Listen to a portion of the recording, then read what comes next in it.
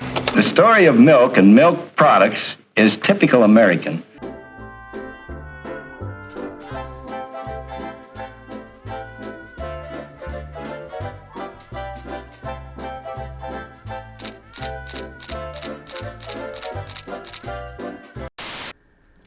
They told you milk is nature's perfect food, that you need it for strong bones and radiant health.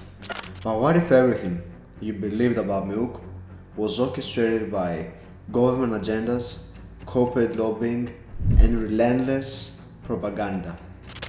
Buckle up, this is the scandal you never saw coming. When I was a kid, my grandpa used to say, if you only had milk, you'd survive forever. And he believed it with every fiber of his being. I did too. It was comforting until I realized how deep the rabbit hole goes. Milk's big break started in World War I when soldiers needed a durable food source. The government urged farmers to ramp up dairy production. By World War II, milk was officially a victory food, with posters showing buff soldiers guzzling down. Patriotism and milk became inseparable. But when the war ended, America was left with a tidal wave of surplus milk. Instead of reducing production, the government found a new solution: sell milk to civilians through relentless ads. And just like that, we believed milk was the magic bullet for health. During the Great Depression, dairy farmers earned almost nothing, pennies per quart. They protested by destroying their own milk, desperate to drive the prices up. The government's fix: buy up the milk, funnel it into countless federal programs, and turn the leftovers into processed cheese blocks. That's right, government cheese. It was stored in warehouses, given to low-income groups, and it's still around in some form decades later. It sounds absurd, but hey, it kept production churning and set the stage for even bigger bailouts down the line. In 1946, the National School Lunch Act made milk a mandatory part of school lunches. Officials said it was to combat malnutrition, but it just so happened to absorb the dairy surplus. Suddenly, children across America had no choice but to drink milk, whether they liked it or not. And if schools refused, they risked losing funding. Think about that. A captive audience of millions of kids daily for generations.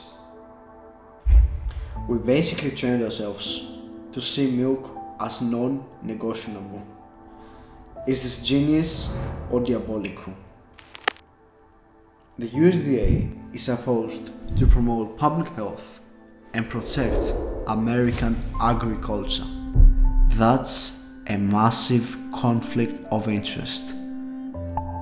So while they're telling you to drink 3 cups a day, they're also funneling with tax-paid dollars to prop up the dairy industry. In the 90s, dairy lobbyists went all out with the God Milk campaign, fueled by the Dairy Check-Off program.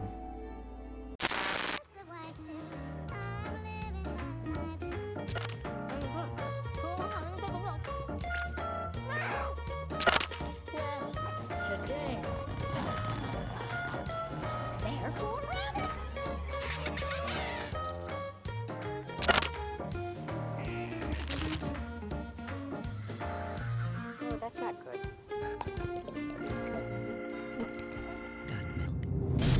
Suddenly, we had this parade of everyone: Harrison Ford, Jennifer Aniston, Britney Spears, Beyonce, Kate Moss, Tyra Banks, Dennis Rodman, and even fictional icons like Kermit the Frog, Mario, and Garfield, telling us we'd be less attractive, less strong, and less everything if we skipped milk.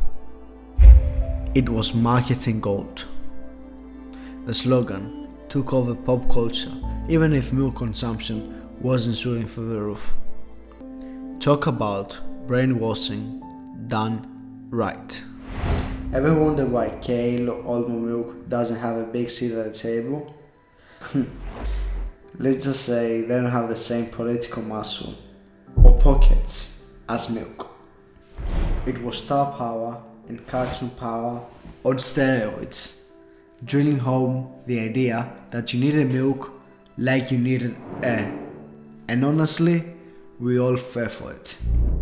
But here's the reality.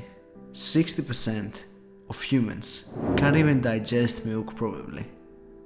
Studies show that high dairy consumption doesn't guarantee fewer fractures, and some evidence suggests it can do the opposite. Meanwhile, milk-saturated fats and hormones can lead to long-term health risks. And let's not forget, milk was once tied to white virility in openly racist rhetoric. That toxic narrative still lags behind today's sleek advertising, overshadowed by celebrity endorsements and cartoons singing milk's praises. And behind all the glossy ads lies a brutal reality. Dairy is water intensive, pumps out huge methane emissions, and forces cows into cramped industrial farms.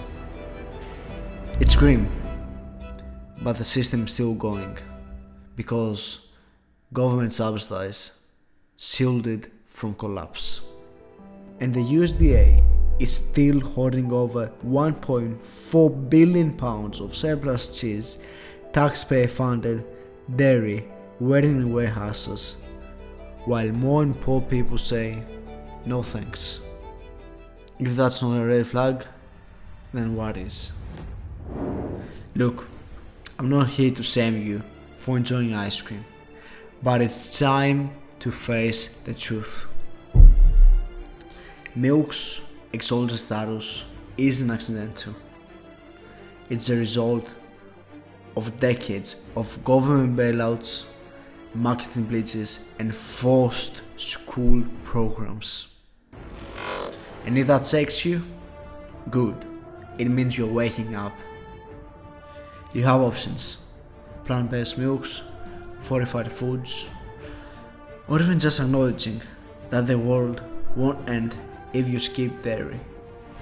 But the question is, are you choosing milk because you want it, or because you were programmed to believe you needed it? And hey, if you still can't part ways with your milk mustache, I get it. I'm still unlearning half the stuff I grew up with too. But knowledge is power, my friends. Let's use it.